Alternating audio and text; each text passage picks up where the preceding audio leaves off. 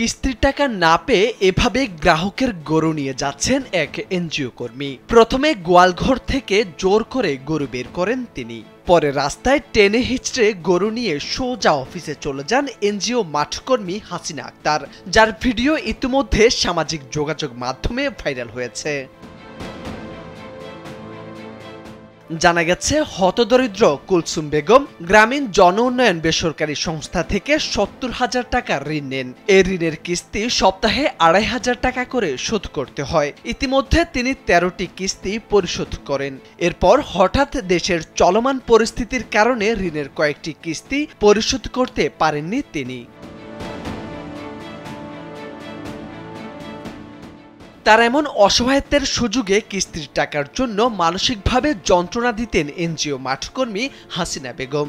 এরপর শনিবার বিকেলে মাঠকর্মী হাসিনা ও সংস্থার ম্যানেজার মোহাম্মদ শামীম তার বাড়িতে যান। গোয়ালঘর থেকে একটি গাভী গরু নিয়ে যান তারা। ওই সময় গরুটি নিতে নিষেধ করলেও কোনো কথাই শুনেননি তারা। গাভীটির ৪ মাসের একটি বাছুরও রয়েছে। নেয়ার পরে ব্যাকে এনে দোয়ানোর দ্বারা দশে আর গরু দেয়নি, কইছি ১০,০০০ দিই সামনের সপ্তাহে। এরা মানে না মাননের বিদে এরা গরু লিয়ে গেছে।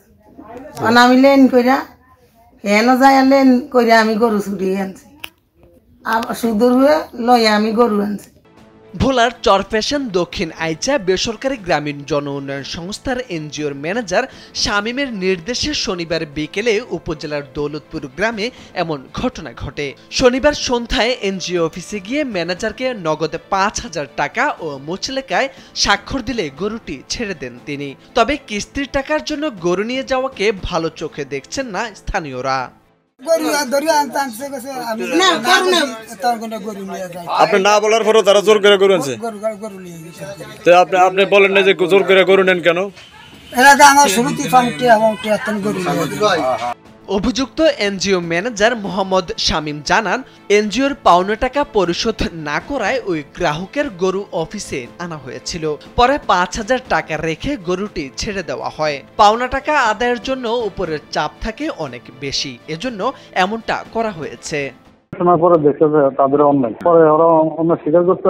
পরে সিদ্ধান্ত হচ্ছে আমার পিছনে বকেয়া টাকা ১২,৫০০ টাকা বকেয়া টাকা দিয়ে দেন, দিয়ে দিলে কোনো সমস্যা না। আর আমার কর্মী অনেক খারাপ করছে, যে আমার মুখ দিয়ে বলা সম্ভব না। হ্যাঁ, পরে তারা পেমেন্ট শুনছে, শোনার পরে দেখছে তাদের অন্যায়। পরে তারা ৫,০০০ টাকা জমা দিচ্ছে, আর বছর ১০,০০০ টাকা ওরা সমিতি দিন দিবে, দিয়ে ওরা গরু লয়ে গেছে সাথে।